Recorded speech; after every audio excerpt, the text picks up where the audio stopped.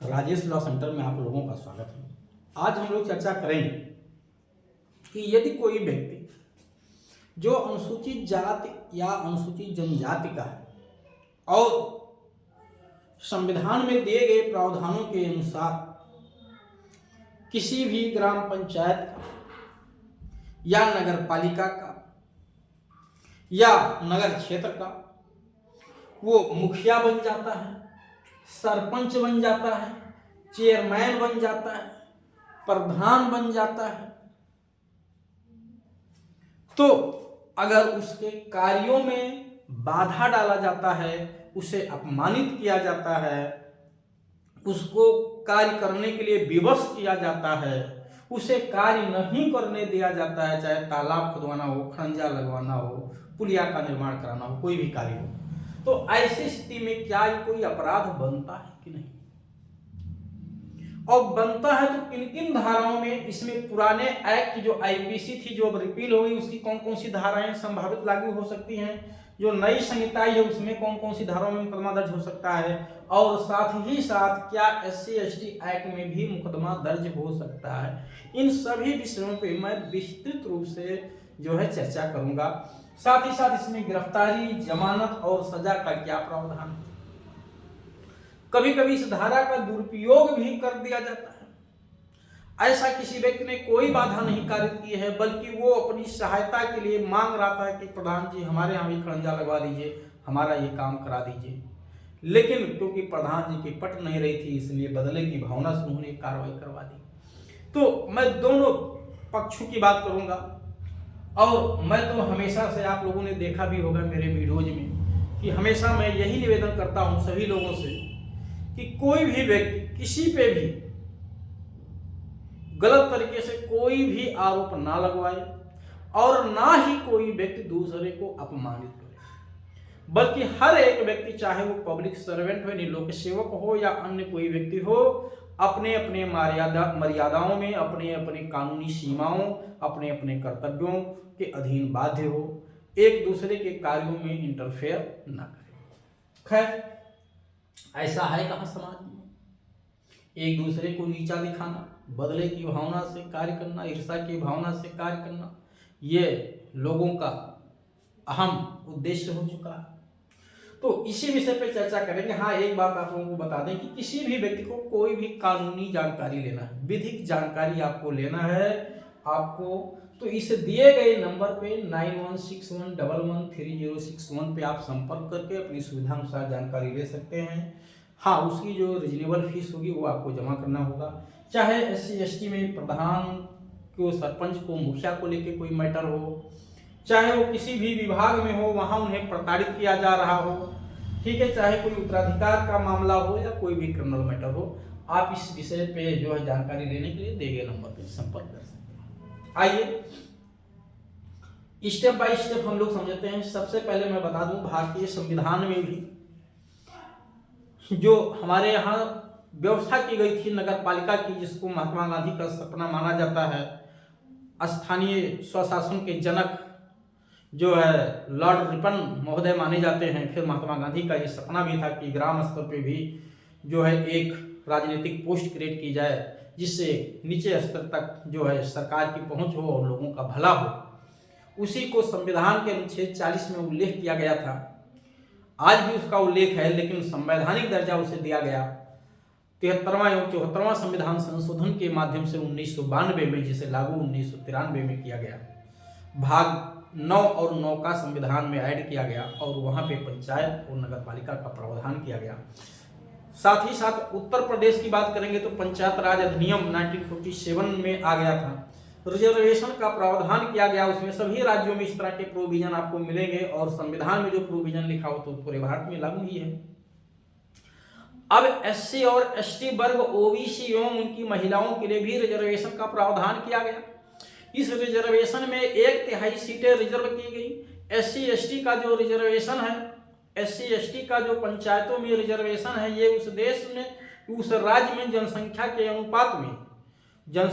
अनुपात में जितना प्रतिशत SC ST है उतनी प्रतिशत सीटें रिजर्व कर दी जाएंगी। OBC का भी रिजर्वेशन का कुछ ऐसा ही प्रावधान है कि जो इनकी जनसंख्या है उस राज्य में टोटल सीटों में उतना प्रतिशत इनका रिजर्व कर दिया जाएगा, किंतु ओबीसी का रिजर्वेशन 27% से ज्यादा नहीं हो सकता है। महिलाओं के लिए 1/3 सीट रिजर्व करने की बात की गई है कि टोटल सीटों में 1/3 सीट महिलाओं का रिजर्व होगा, लेकिन जो SC ST ओबीसी का रिजर्वेशन होगा उसमें जो महिलाओं का उनके रिजर्वेशन होगा वो 1/3 सीट में काउंट किया जाएगा। हो सकता है ये बात मेरी आपको बहुत समझ में ना आए, क्योंकि मैं बहुत जल्दी बोल गया, क्योंकि मेन मकसद इसको बताना नहीं, बताना तो आपको ये प्रोविजन है, इसलिए मैं इसको बहुत जल्दी से निपटा दूंगा।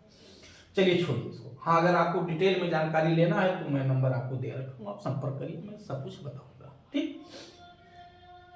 अब अगर कोई व्यक्ति SC ST वर्ग का पंच चुन लिया गया है, मुखिया बना दिया गया, देखिए कहीं कहीं उसी व्यक्ति को प्रधान कहा जाता है। जैसे उत्तर प्रदेश में आप देखेंगे प्रधान कहा जाता है, बिहार में आप देखेंगे तो उनको मुखिया कहा जाता है, हरियाणा में देखेंगे तो उन्हें सरपंच कहा जाता है।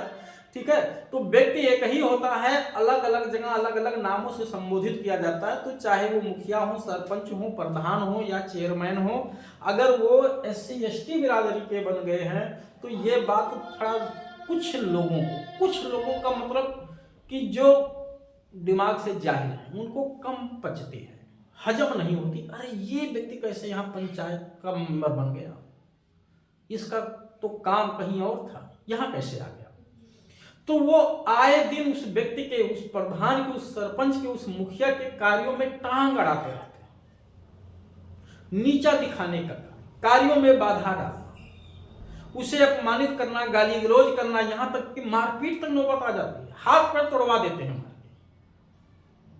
तो ऐसे स्थिति में अगर कार्यों में बाधा डाला जा रहा है सरपंच के, मुखिया के या प्रधान के, तो वहां पे कौन कौन सी धाराएं होंगी, या उन पे जानलेवा हमला किया जाता है, कई लोगों को बुला के या उन्हीं गांव के लोगों से जहां वो काम करवा रहे हैं उन पे हमला करवा दिया जाता है। ऐसी स्थिति में कौन सी धाराएं लागू होंगी, तो यहाँ पे मैंने कुछ धाराओं का उल्लेख किया है। SC ST में मैं सबसे पहले बता दूं, SC ST में कौन सी धारा लगेगी, अगर ऐसे सरपंच पे, प्रधान पे, उनके कार्यों में बाधा डाला जाता है, उन पे हमला किया जाता है, तो यहाँ पे 3(1) डा लगेगी। ध्यान दीजिएगा, इसको इंग्लिश में 3(1)M कहते हैं।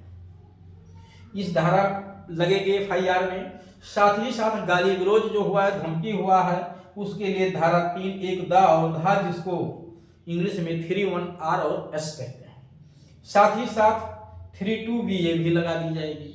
अगर मारपीट के, ज्यादा मारपीट दिया गया है, कार्यों में बाधा डालते समय उनके हाथ पैर टूट गए हैं, तो फिर वहां पे 3(2)B भी लग सकती है। ध्यान दीजिएगा, क्योंकि ऐसी स्थिति में जो BNS IPC है उसमें धारा 335 का अपराध होता है घोर उपहत्ति करने में, और सजा 10 साल तक का प्रावधानित है। और जो SC ST का धारा 3(2)B है वो तभी लागू होती है जब 10 वर्ष या उससे अधिक कारावास दंडनीय अपराध कारित किया जाए। ऐसी स्थिति में अगर किसी सरपंच या प्रधान या मुखिया को मार करके उसके कार्यों में बाधा डालने के लिए उसको जो है हाथ पैर तोड़ दिया गया है, घोर उपहत्ति हो गया, तो धारा 335 IPC का अपराध होता है, ये 335। और जो नई धारा BNS आई है वहां पे 121(2) लागू होगी। अगर 121(2) का अपराध हो गया तो वहां पे SC ST की धारा 3(2)5 भी लगा दी जाएगी। ध्यान रखिए, जैसे 3(2)B भी कहते हैं। और अगर गांव लोगों से मिला के हमला करवा दिया गया है, मारा पीटा गया है, तो फिर धारा 147, 148 का भी मुकदमा बनता है। 191 नई धारा BNS है, इसमें मुकदमा दर्ज हुआ तो 191 2-3 लगेगा। देखिए इन दोनों में से चाहे ये धारा लगेगी चाहे ये लगेगी, दोनों एक साथ नहीं लगेगी, क्योंकि ये कानून रिपील हो चुका है, अब नहीं है। जो लोग आज 2023 जुलाई 2024 से पहले के मारपीट हुए होंगे उसमें ये धारा लगी होगी, उसके बाद जो भी अपराध होंगे उसमें ये धाराएं लगेंगी। अब आज से मैं ये वीडियो अपलोड कर रहा हूं तो अभी तो यही सब धाराएं में ही अपराध होगा। ठीक है, उन पे हमला किया जाता है, आए दिन हमला किया जाता है, तंज कसा जाता है, धमकियां दी जाती हैं। ठीक है, 352 का अपराध बनेगा। कौन सी धारा, सॉरी 352 धारा जो है 353, पुरानी धारा 353 थी, 353 का अपराध बनेगा। कौन सी धारा, अब यहाँ पे जगह नहीं है, तो 353 का अपराध हमला किया जाता है। गाली गलौज किया जाता है तो ये धारा पब्लिकली सबके सामने गिराया जा रहा है सरपंच को, तो वहां पे 294 पुरानी धारा, नई धारा 296। और ऐसी स्थिति में गिरफ्तारी, निश्चित तौर से गिरफ्तारी भी पुलिस सुनिश्चित कर सकती है, गिरफ्तार कर सकती है आरोपी को, उसको पावर दिया गया है गिरफ्तार करने के लिए। और आरोपी जेल चला जाएगा, जेल से जाएगा तो फिर बाद में बेल करा के आएगा। सजा की बात करेंगे तो इसमें सजाएं धाराओं पे डिपेंड करते हैं कि कौन कौन सी धारा लगी। इस नाते एक लाइन में ये कहना कि इतनी सजा मिलेगी, ये कहना उचित नहीं है, क्योंकि इसमें जानलेवा हमला की भी तो धारा लग सकती है, जिसको हाफ मर्डर कहते हैं। तो अगर जानलेवा धारा लगी हुई है तो सजाएं और बढ़ जाएंगी। तो फिलहाल अगर इतनी धारा लगी हुई है तो कम से कम उसे 6 महीने की तो सजा होनी ही होनी है। ठीक, तो उम्मीद है कि ये प्रोविजन आप लोगों को समझ में आया होगा।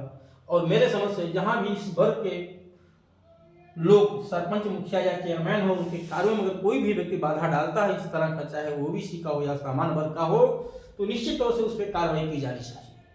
हाँ, लेकिन इस चीज को ध्यान में रखा जाए कि बदले की भावना से नहीं होना चाहिए, परेशान करने की भावना से नहीं होनी चाहिए।